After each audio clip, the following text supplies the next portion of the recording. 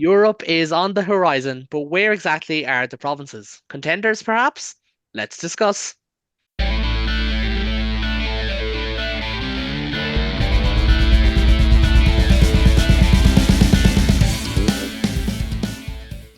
Hello and welcome to today's episode of the Interpro Show, your home for all things Irish rugby from across the professional and amateur men's and women's game in Ireland. We have the full crew back once again as we recap round six of the United Rugby Championship and preview the European run that's coming up in both the Champions Cup and Challenge Cup. Ben, we'll start with yourself briefly because you weren't on last week. Um, you've had better sporting weekends. Yeah, significantly better. From the sadness of the East Terrace to to in front of the goal in Tom Clifford Park. But at least my English football team did well this week. I'm sorry I got to miss last week's discussion though. I'm sure you were all very happy about Ireland and were wonderful about how good South Africa were. Isn't that right? We should probably throw out a little podcast disclaimer.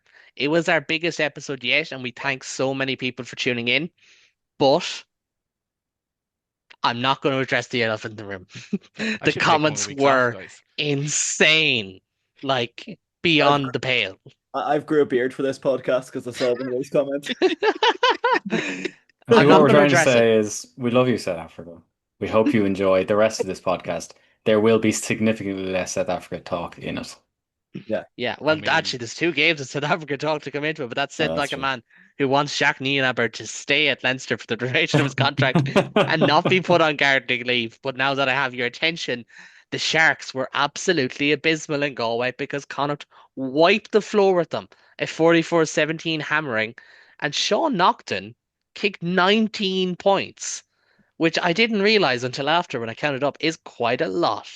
I was on the road, missed this, watched it back later on that evening, and Connacht were absolutely brilliant in passes. Now, don't get me wrong, the Sharks were poor. And I did make the comment to a friend of mine, you know that they're checked out when in the last 10 minutes they made one big tackle and it was someone trying to lay a hit on Bundy Aki.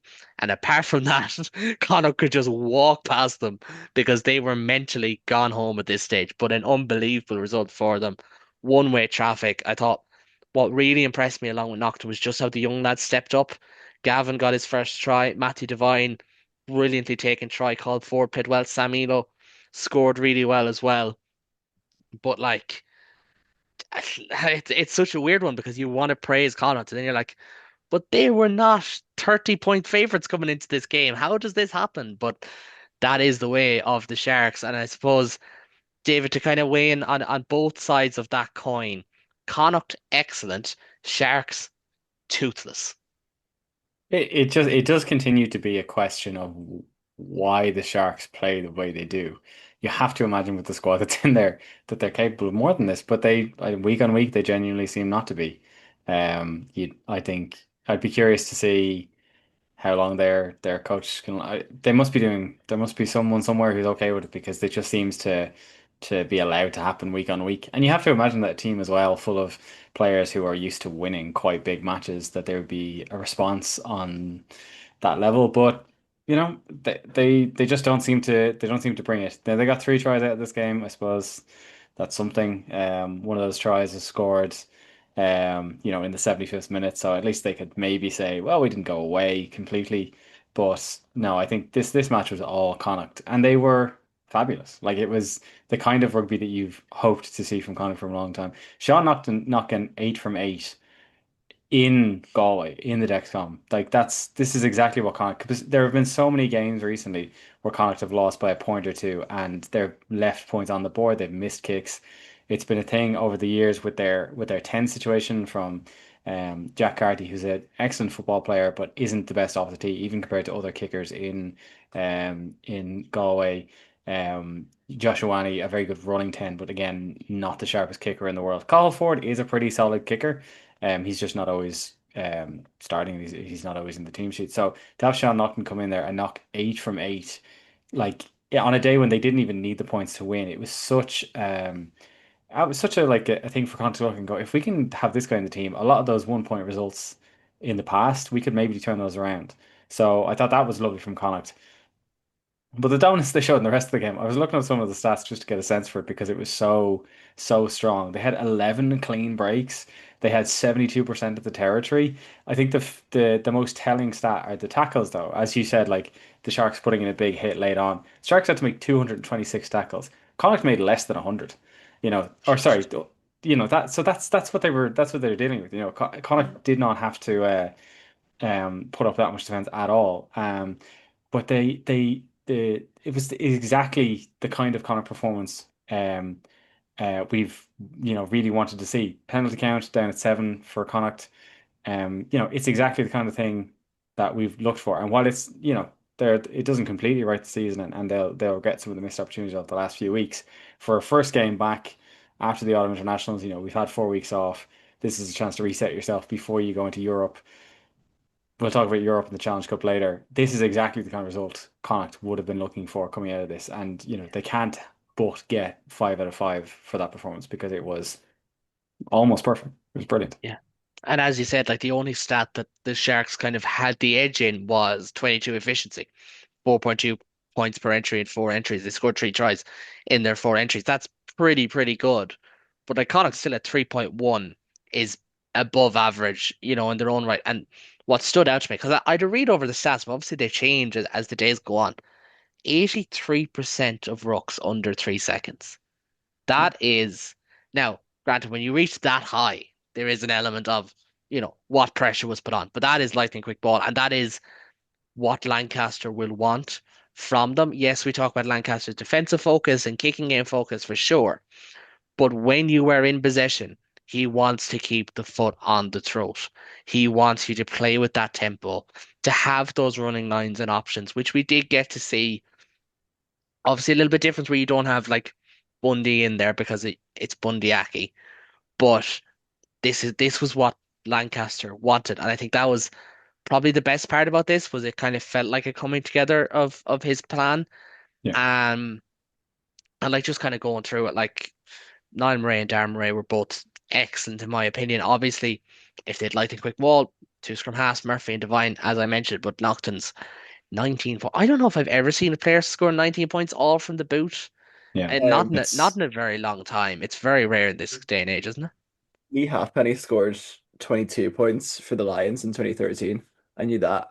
That is 12 years ago. But I yeah, know, Yeah, yeah. that's like That fine. was probably the last Yeah. thing I had to You'd like think to know about the that last type of player thing. to get close to that in Galway. Like, yeah, Yeah, that's the let's thing. go to Like the in hard place to Galway to think do on it a there. good day. Yeah. yeah. I And I think think that's now where that I think that's of it, Damien McKenzie may have kicked 18 or 20 against Ireland mm, last year. But like again, they're test matches in club level when you're scoring 40 points, it's so rare, but unbelievable performance from him. And he's probably been the find of the season so far. But I think yeah. what makes it most impressive is Connacht now head into the Challenge Cup. Yes, with injuries, Mac Hansen's going for surgery. Keane Prendergast's out, Keaton Blade is out, for example, James Hurley Langton. But they can probably Yeah. mix and match their squad and rotate a little bit. And Yeah. you'll probably want to see someone like Matthew Devine get 2 starts in the Challenge Cup. Sean Naughton maybe gets a run at 10 this time around. Keep with Gavin and Ford, and keep with the two Murray brothers potentially. Like I know Joe Joyce adds so much because he brings that heft in the second row. But like start them, start Yeah. Sammy Lowe.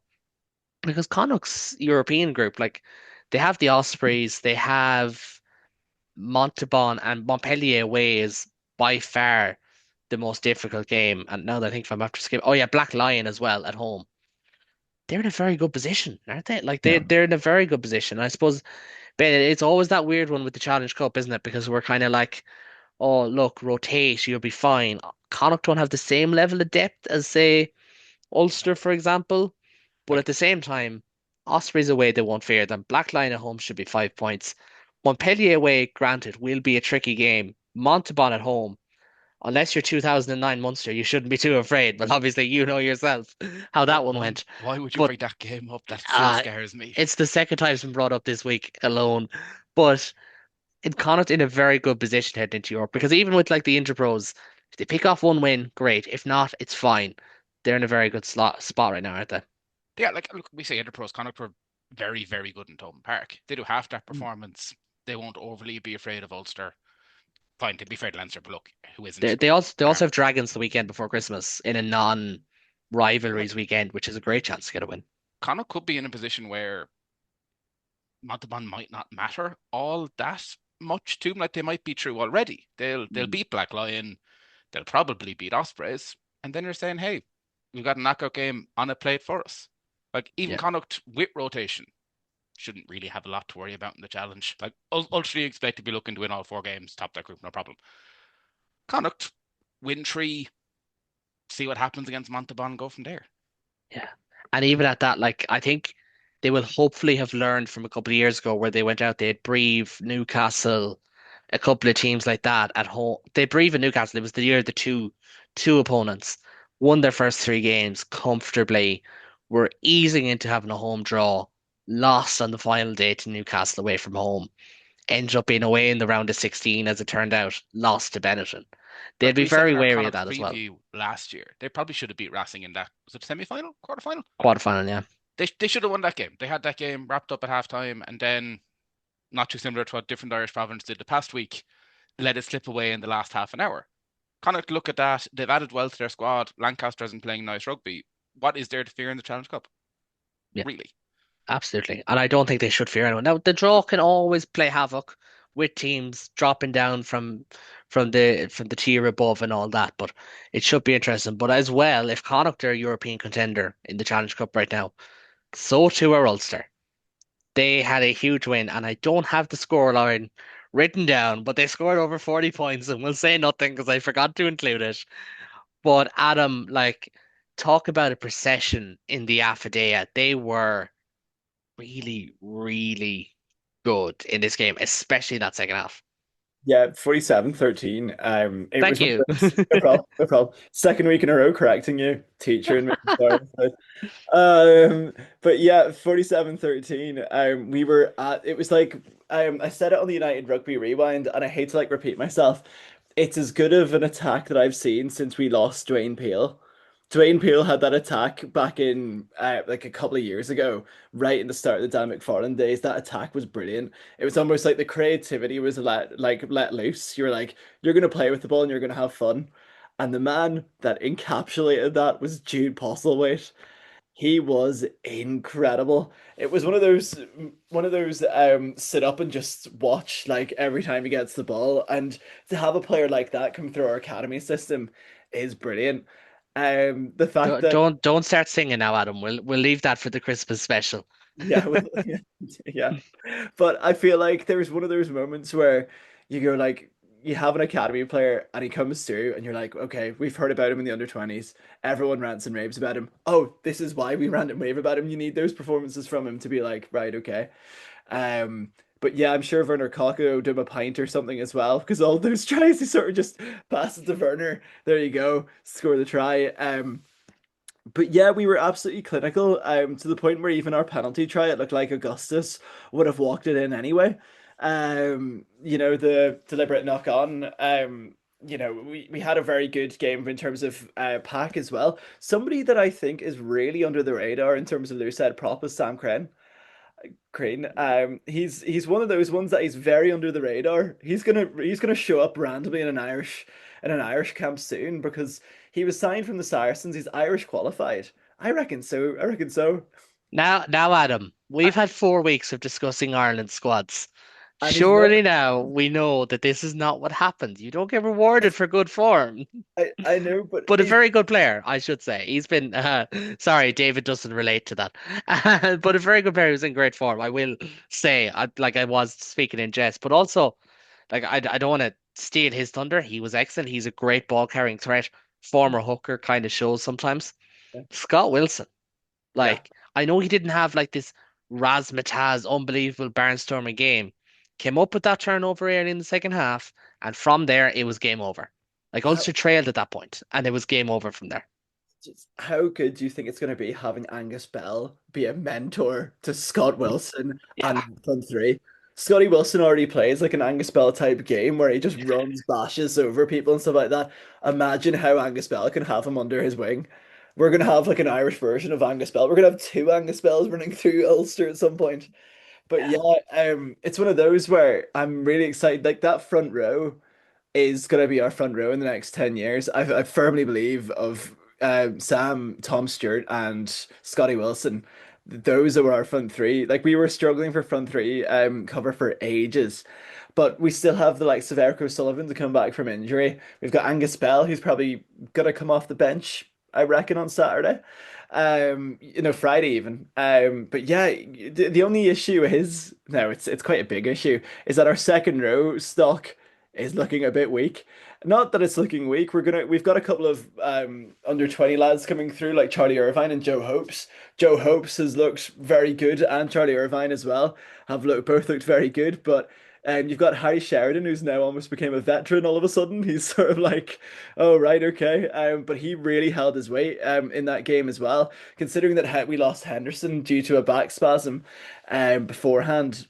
Harry Sheridan really held his weight in that scrum. I feel like, yeah, it's looking good for Ulster, but the injury list wouldn't really necessarily say so. Yeah, well, that's the thing. Ulster have 13 senior players injured at the moment by my count, which is quite a bit. Obviously includes the likes of Ian Henderson, Cormac Chuku, Rob Herring, among others, and of course Stuart McCluskey. But like, it's probably testament to them as well that like they didn't miss Stuart McCluskey last week.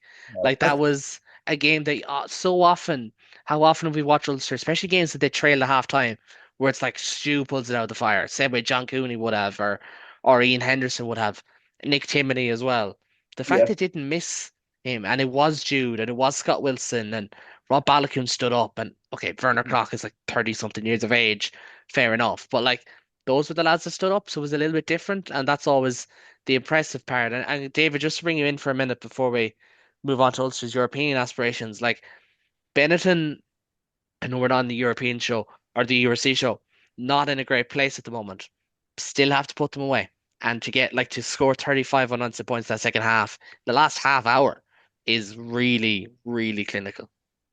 No, yeah, it is. And I think like it's definitely kind of it's a bit of a disappointment to watch Benetton this season because they are obviously they would have been the better of the two Italian teams in years gone by, but there were years there where they were like challenging for they would have been challenging for URC semi-finals. Like they were a really solid team. They had that spine of the good Italian players. Now obviously they fell to the old Italian curse of their best players end up going to France.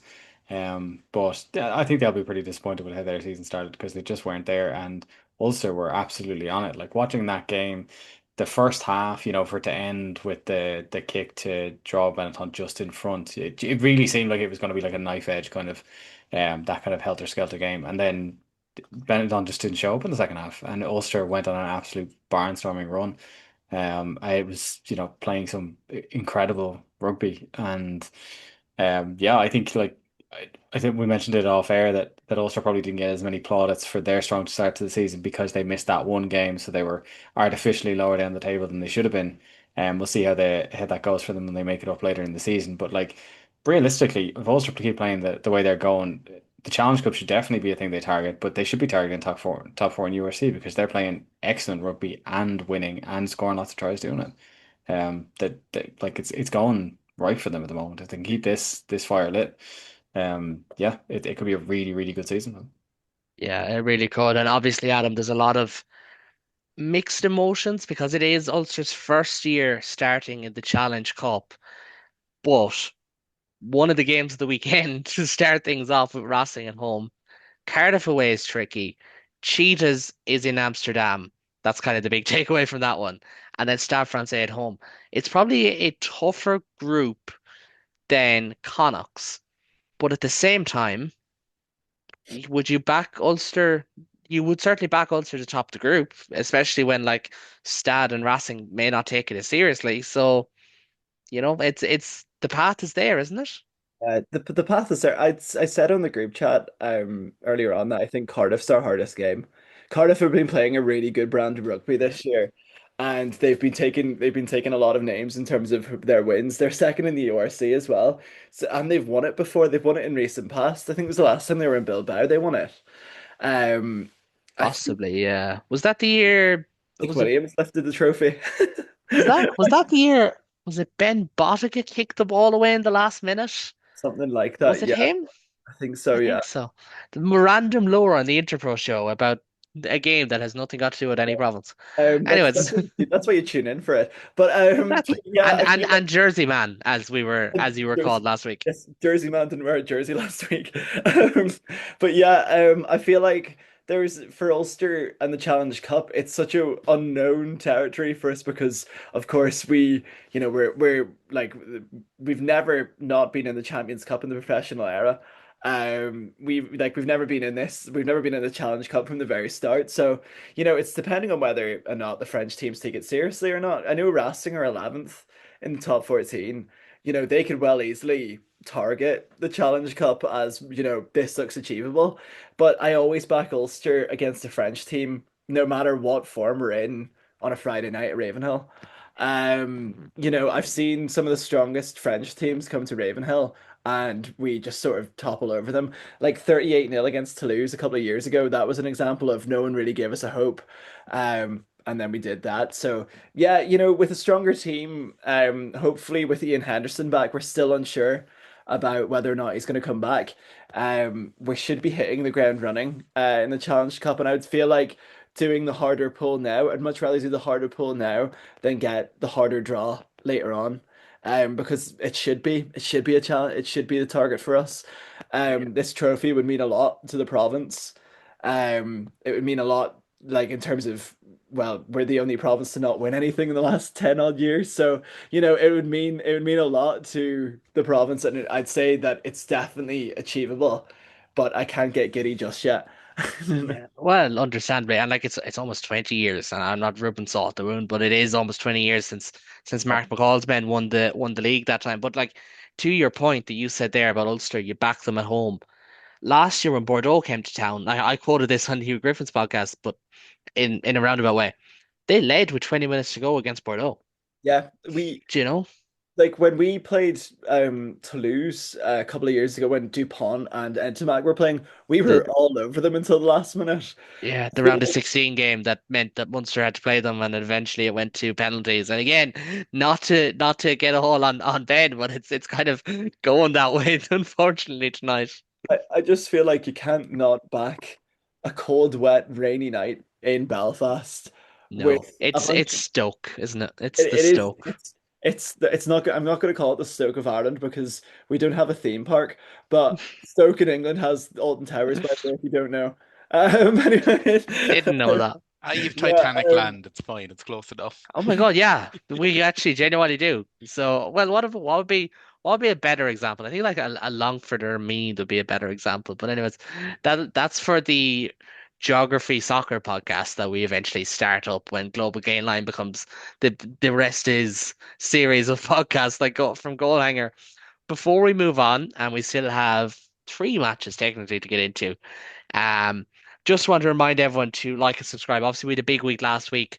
We want to keep it going across the season. Not only does this channel, if you're watching on YouTube, not only does this channel have the Interpro show, it also has the URC show. It has a bit of an animal for all things South Africa. And of course, with the Six Nations on the horizon, it will have the return of the Women's Treehouse as well. So lots of stuff to come. Obviously, we're heading into the Christmas period, but we'll have European rugby because according to some Irish fans, it's the Holy Grail. Me, depends on the day of the week. But anyways, if you want to do your best for the show, leave a comment, leave a like, subscribe, turn on that bell icon, share with one friend. And if you can convince one friend that these four maniacs are a good way to spend an hour a week, that friend will not thank you, but we will. So a virtual thank you for all of that. But we are going to move on rugby wise. Adam is mouthing. I Putting it that way, that for like people listen to it for an hour a week is mental, and that's just it. Some people listen to you 2 hours a week, Adam, and some people listen to me Yeah, 2 to 3 hours a week as well, and I don't get it. and I've got But it's mental. yeah, when you put it, actually, do you know what? We're just gonna hit pause. We're gonna finish this show here. I'm joking, I'm joking, I'm joking. We do have a bit more rugby to get into, and we're gonna move over to Limerick and to Thomond Park. It was supposed to be the game of the weekend. It kind of was the game of the weekend, but Ben Munster have stumbled to a first and highly frustrating loss of the season against the Stormers. I may have originally had that down as the Sharks in the notes. Thank you, Ben, for flagging that with me. If ever a game was a tale of two halves, it was this one because it was literally diametrically opposed. Yeah, are we sure we can't just stop it there, please? No, we can't stop it there. No, no, sorry. No, it was. Yeah, I was saying pre-podcast, the game has actually made me more angry as the week has gone on.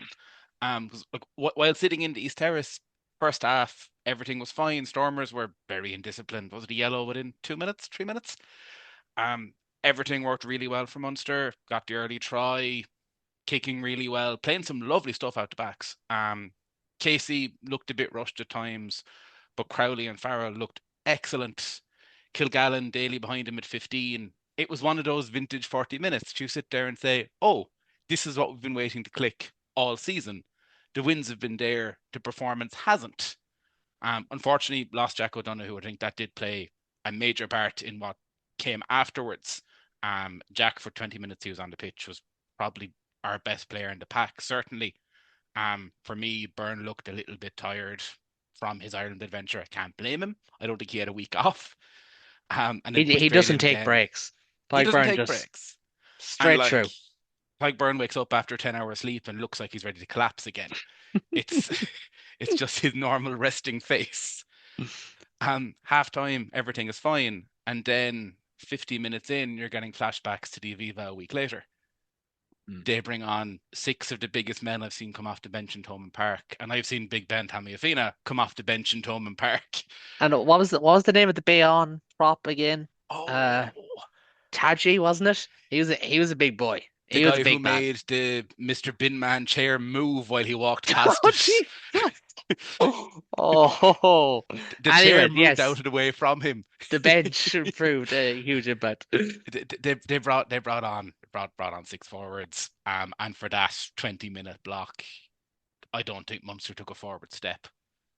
We were on the back foot for the entirety. We brought on Milne, we brought on Scannell, tried to fix things a little bit. Didn't really help an awful lot, to be honest. I don't like criticising Munster players here, but Gavin Coombs got one of the stupidest yellow cards I've ever seen in Thomond Park. I don't know what he's doing. Um, we were on the back foot anyway, and he sticks out a foot, and it just kind of compounds what was already becoming an awful, difficult afternoon. We've seen things written about the intercept. Intercept is what it is. I don't think anyone's to blame for that. Munster got a Uh, freak one. Probably the wrong play, but a Yeah, very good defensive read as well. it Like the was. more I watch it, I'm like, no one bites up on that line unless they've done their homework. No, and I'm like the play at the time actually looked okay. There was space out wide. If Mm. Crowley gets the ball out, there is a try on. But again, the Stormers had seen it coming, and the defensive read to one stay onside and to get not even a bobble, catch it clean, and just takes it in the stride, and there's no one even near him.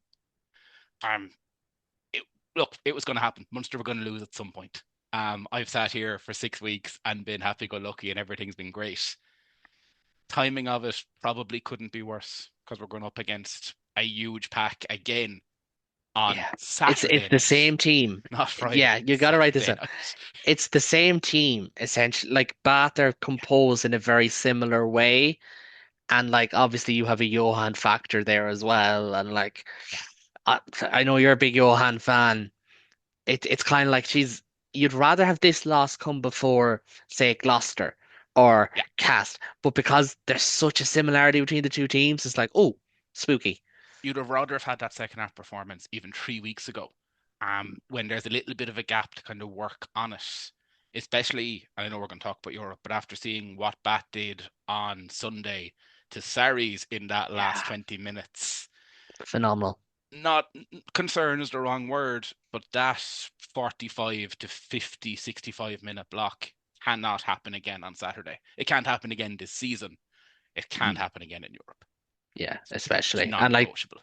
the thing is as well, it's like you can lower yourself into that. I don't want to say false confidence, but like it's Munster. It's Munster in Europe, and they're being written off. And sure, Bath never do anything in Europe anyways, and you can't trust too long. And like that's always in your head as well. Um, just quickly, and Adam, I know you want to jump in there. I'll come to you in just a second. I do want to say because I was at this game and I was working on it, the CSI TMO, as it's being kind of called now. Like I'm all for speeding up the game. Well, sorry, I'm all for speeding up the game, but I'm also against no scrum uh on reset. That it has to be a tap and go free kick. So, I'm a bit strange. But like there was six TMO interventions in this game, and that's a lot. There were 60 And moments, but they were all long, they were all in-depth long. TMO And some of that interventions. isn't always the problem of, say, the review. It's because they have to do it through English. And that's part of the issue then as well. And I don't want to dwell on it too long because obviously I think in the grand scheme of things, I think actually a draw would have been a fair result, to be honest. I think it was a very even match. It just happened to be either side of halftime. But that just annoys me because we're coming off the back of nearly a 2 hour test match. This game was up at about an hour 45, an hour 50. Like club games shouldn't be that long, ultimately. And like it's going to get to the point now where like, do we just shorten the length of rugby matches to get them out of the way? Because it's actually getting insane. And it's really annoying, especially when you're in the ground and you're like, just a great vibe here. There's great atmosphere. It was bitter cold, don't get me wrong, like it always is in Thomond. Um, but like it's a great vibe, and then it's just this stoppage after stoppage. Once you get the right call, I don't mind, but some of them, like the Jimmer Kilgallen one, didn't need to be checked. And like arguably the last try didn't need to be checked. Things like that. It's like that just does my nut in. But Adam, I know you That's want to come kind of in. Actually, Ben, I'll let you go first, and then I was Adam going can to say jump in. that's kind of my issue. And I'm very quick to actually mention a certain referee in this podcast. Thought he had a very good game, getting to the right decision. It shouldn't take with three referees on the pitch, another referee in a box. It shouldn't take 10 minutes on a TMO review to potentially come to, in my view, a wrong call on the first Munster try. I wouldn't have Mm. given that. Yeah, And then Kilgallen's one, I mean, it's not deliberate. We don't need 6 replays to see it's deliberate. that Can that that we? one annoyed me most, and I tweeted about it. I was like, if this gets given, just But pack it in. we've another Like, ref review to talk about in another game, which yeah, again, there's a framework to follow. Just get there quickly. yeah, Sorry, that's the Adam, thing. go ahead. My apologies. User mentioning Bath and Europe. Does anybody want to make a guess on who's their head physio for a Do you remember man? Do you remember them? Absolute classic. I need to learn to mute you guys when you're not talking. This is getting fucking insane. Go on, Adam. Tell me who it is. It's the man It's who led Jack us to Nienaber's victory in wife. No, sorry. 2013, James McKinney. Wait, is it Oh my really? God, I know that name. He's the man that kicked 4 penalties and 2 conversions to beat Munster when we had a C team out. He's Yes, he the head was. physio of Bath. Unbelievable. I Oh, just looked that up. Thank you've you. way Adam, are too you much cheering for time on your Bath on Saturday? hands. So yeah. That was all during that Munster chat. I was like, I wonder what James McKinney's up to now. And then I found that out. Then that's when I raised my hand like an excited puppy at Christmas. I was like, oh my God. Oh my God. I don't even know where to go from here. I do because I have it written down, but just after that, I'm flummoxed. David, I was going to bring you in here because if there's two areas that lost this game for Munster, I think Ben would agree with me. Scrum is number one. And I think leadership, like you can't blow a 15-point lead and not look at the senior players on the field. So I know you didn't see all of it, but just kind of from skimming through it and all that, like it'll be really frustrating because Munster had so many international caps, so many Munster caps in the field, former captains, current captains. Like even if you park the scrum for a second, it's like you have to be able to stem the tide of this momentum, and they just didn't look like doing it.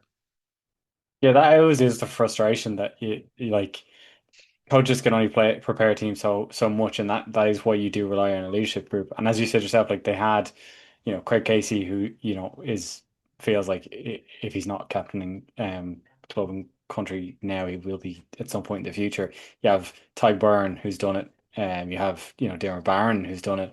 Like there's enough in that Jack O'Donoghue. I know he went off early, but like there's oh yeah, actually no, I'll give him the caveat because he was off the pitch at that stage. Like there's enough there that you need to be able to stem the tide. You need someone to take in, and like people have made jokes about the breathing exercises, but sometimes that's what you need. You need to get everyone in a circle and go. We were 21 whatever up at the end of the first 21-6. half. We are good enough to win this game. One more score should put this out, put to bed. That's And you all know we need what? to do. I think that was part of the issue. I think they just thought one more score, this is over, and Yeah. assumed it was going to come. And like for me, and I'm not going to name the person I was talking to afterwards, but I was talking to someone who's doing commentary in the game for locally, and they mentioned when they seen the players gathering that huddle under the East Terrace in front of where Ben would be, and Craig Casey runs in, but they call him back out as if like we're doing this huddle together, we're walking in together. It's like brilliant. Want to see more of that. Let's not take a break. Let's stand on their throats. But the problem was that was the end of Munster's ruthlessness. It ended there. Like that was the Yeah. thing that was so strange. And you think back, one of the things we praised them for after that Thomond Park win was they didn't have to go gung ho for 80 minutes. It Yeah. was on their terms. This game fell out of their terms in the last arguably 45 minutes, give or Yeah. take. It And was that's where the complacency kicks in. Yeah, and it was one of the things I was going to mention in reference to the Connacht game because I was just looking at the tries scored and noting that it was rhythmic. It was 17 Mm, minutes and then 30 minutes and then there's a gap to halftime and then 58 minutes, so only 20 minutes on that side. And then it was like 65 and then 75. Like it was constantly a drum beat of within the span of the next 15 minutes, the next we're going to score another try and just keep it going. yeah, Like it's a big criticism of lots of teams do it. They either play really well in the final 20 minutes or they play really well in the first 20 minutes. And then they have these big purple patches or these big dips in games. Players do it, teams do it. But to be able to kind of keep your rhythm going at a constant 70, 80 is almost better than having 10 yeah, minutes at 90 and 20 minutes at 3. So I think it'll be a real source of frustration because they've done all the right stuff in the first half. The game was very much there. So I think they're going to be frustrated at that. Massive credit has to go to the Stormers to go in that far down in the second half and come out and go, no, we can still win this game and we're going to go out and do that. So yeah, no, I mean, it was definitely a top of the table. Gosh, I don't think it was yeah. unworthy of the that scale in at the end. Yeah, you don't become a bad team overnight, but I think even on that, like I would have been of the opinion, okay, Munster held them out before half time. That should be job done. And then with the benefit of hindsight, I was like, do you know what? They may have been better off conceding before half time. That may have been the kind of the Yeah, switch going in their heads of thinking this is just done. just just enough of a rattle not to get complacent. Yeah, exactly. Because Connacht kind of had that in fairness, and Ulster had that as well. And obviously Leinster we'll get on to in a minute, but it was a strange one because Munster just haven't been an 80-minute team over the last few seasons. That's been their issue. Like, you think back to the Glasgow game last season, fell away the last 20 minutes. You think of other games they got off to bad starts and were chasing them. Like say Benetton even at home at the end of last season as well. But Ben, it is Europe on the horizon. It is the pool of death. I think we can say this. You've got Munster third in the URC and European aristocrats. Toulon, former European Galacticos, third in the top 14, and Bath one of the best teams in Europe at the moment, Premiership champions, first in the Premiership right now. And then you have Edinburgh, who have to play Toulon at home, Gloucester, who have to play Toulon at home, Cast, who welcome Bath, and you have, I think that's it. Yeah, that's it. It's a bloody tough pool, and for Munster, two wins could be enough to take second potentially. I, I think Munster have to win and Fog, try and get first.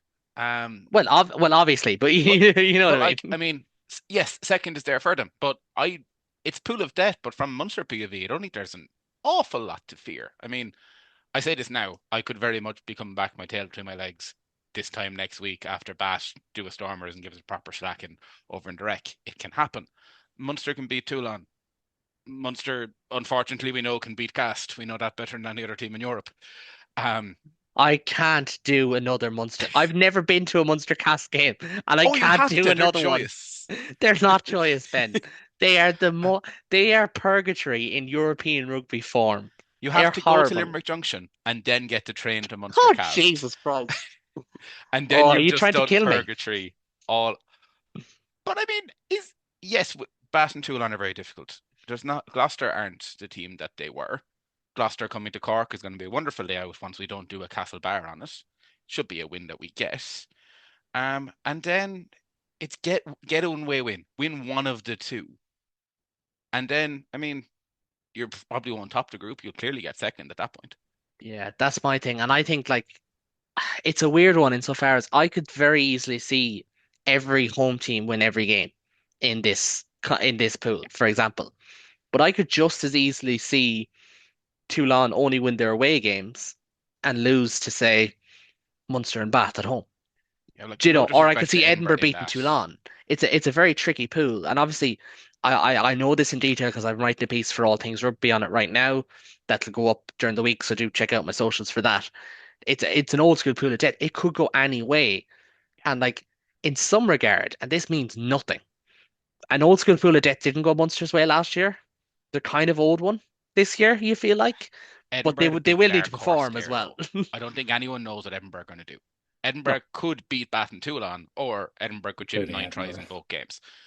yeah, genuinely. And like they're away, they have those two games either end. They've got your Gloucester and your Cast in the middle. So again, and typically they usually manage to beat Glasgow maybe once at Christmas.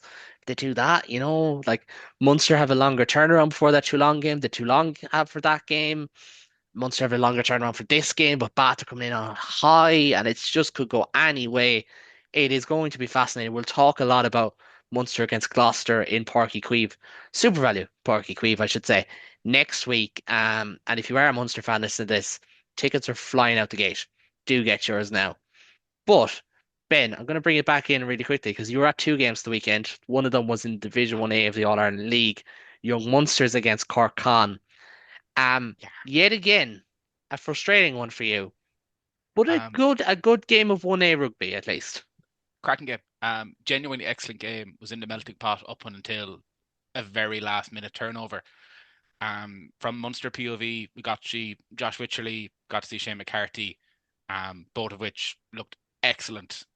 Wycherley in particular carried like a man who was told go out and carry for a contract. He was incredible. In terms of 1A, look, it probably puts Cookies in a very difficult position where they play Nina in 2 weeks in what's already looking like a must-win game for the two of them, and they play again a month later. But excellent weekend of 1A all round. That UCC result as well, college result was outstanding. From Munster POV again, Kindellan getting a run out there and seemingly minus the yellow card because Biardi was in town.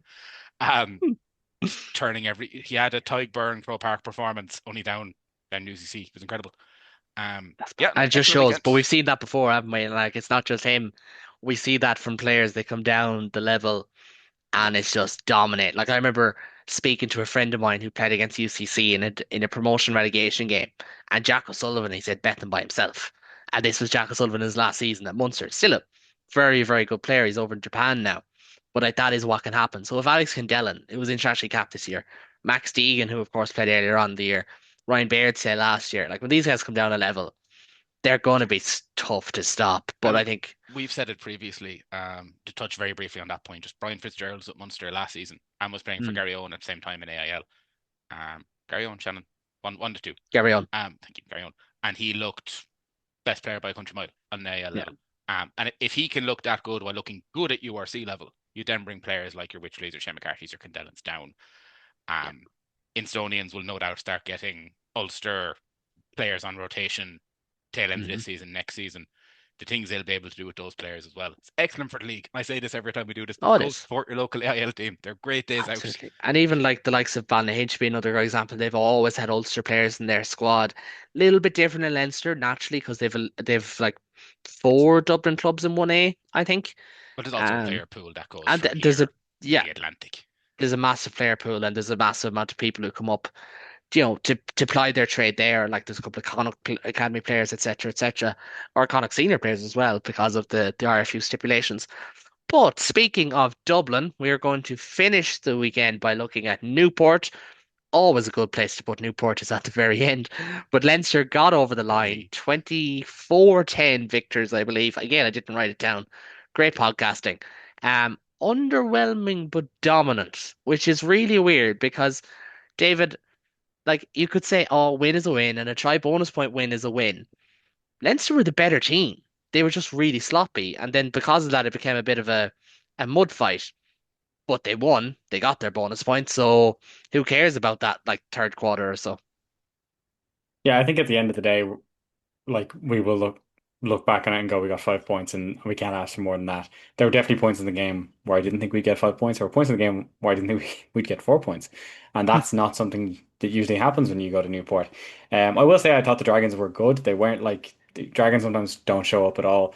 They didn't capitulate. They were a very present part of this.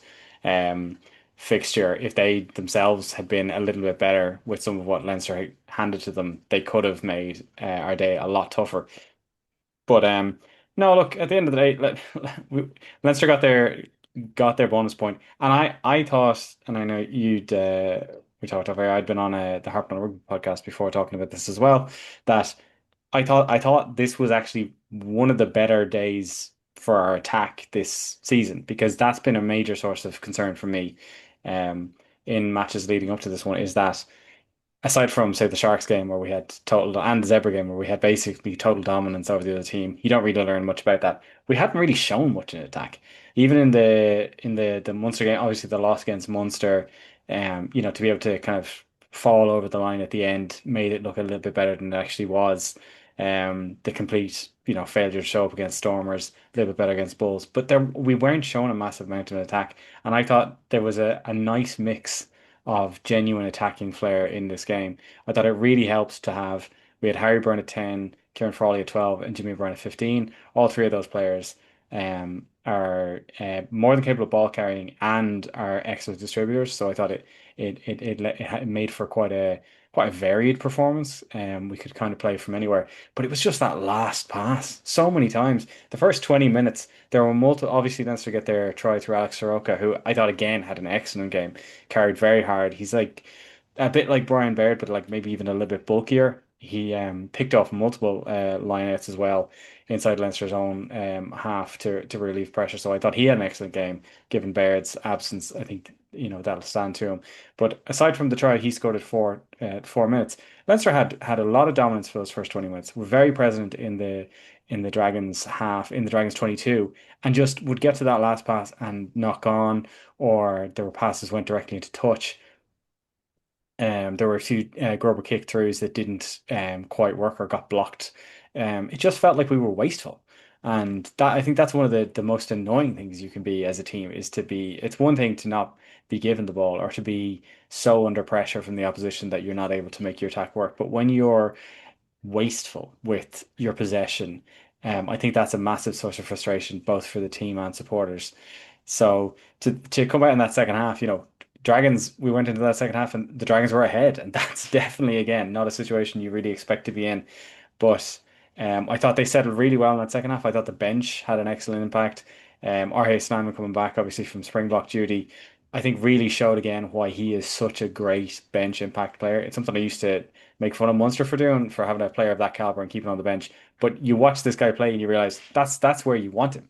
You don't want him playing 80 minutes. If he starts off, he's a bit too zippy, he's a bit too inclined to chuck the ball around. You don't want that for 80 minutes. But for the last 20 or 30 minutes, that is exactly what you want. And in the lead up to, I think it was Josh Kenny's second try, he had two offloads, one after the other, where he carried offloads to Harry Byrne. Byrne carries heavily.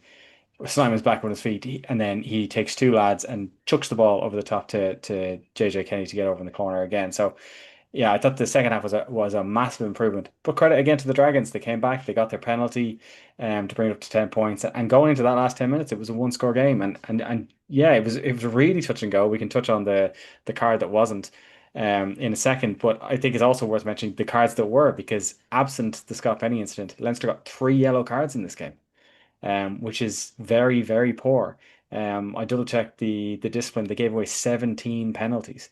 I thought Morne Frere, whatever about his other decisions, was a very decisive referee. He was very clear on what he thought was the situation. He, wasn't afraid to go to his ARs, but he wasn't relying on them. And I thought he deserves a lot of kudos for that second yellow card, because Leinster were just so consistently offline that he obviously gives the first yellow card. Um, it wasn't 10 minutes later that he said, you stayed offside, so you're getting another yellow card. And he sent, we were down to 13, because that's how quickly those two things happened. So I thought credit to him on that, but that's something Leinster are going to want to look at. You could argue it's a kind of the downside of the Blitz D that you get caught offside. But again, and I'm going to go back to our player of the match, JJ Kenny, that lad was able to sprint up and make big hits. And he was never one of the ones caught offside. So you can do it and you can do it legally. But no, it was a messy performance from Leinster. At the end of the day, they got their four tries, they got their 5 points. That's all they really needed from Newport. I think the Dragons will be frustrated, because I think there was a moment there where this really felt like this could be a massive scalp for them. It, But yeah, it did feel that way, and I kind of turned it on when the Ulster game was done because the Ulster game finished a good few minutes before this one. weirdly. So I kind of flicked over. But like you mentioned there, like Leinster didn't look like scoring. I thought that about the Dragons, so I looked it up here. Dragons, 722 entries, average of 1 point per entry, which is abysmal. Not much better for Leinster. 13 entries, average of 1.8 points scored per entry. So that kind of shows like it was a very poor display in that regard from Leinster, Yeah. even though the other 80 meters of the field, they were by far the better team. But in the opposing red zone, they were pretty poor. But you mentioned that kind of card that wasn't, and a penny for the thoughts of Scott Penny. And Adam, I might get you to start things off because we haven't heard from you in a while there. My apologies. I do not know how Scott Penny got away with not conceding a penalty here, and ultimately the stats say the Dragons probably weren't going to score, but you know, We, yeah. we live in a world where I always mention this, and it seems to be a bit of a catchphrase where soft red cards exist.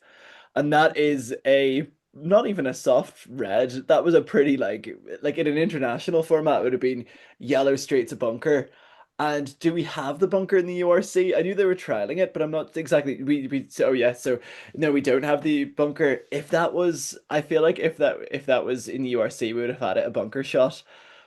The fact that it was not a penalty at all was another shocking moment. And then that's when I feel like almost like when referees have that sort of moment, we saw it in the South Africa game that they start like handing out yellow cards for other things. So go like they almost try and make up for it by going, right, we're gonna give yellow card for like consistent offsides and things like that as well. But I feel like it's very weird, like it's a very weird standpoint for I can imagine the casual rugby fan.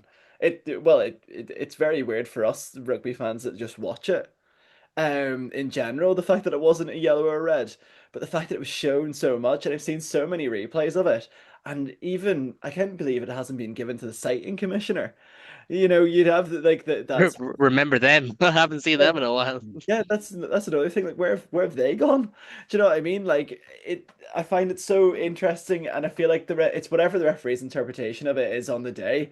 But if you want to make rugby a safer game, and you have like an NFL style tackle with full on shoulder, I think he mentioned it. Did he mention how he like tripped into it?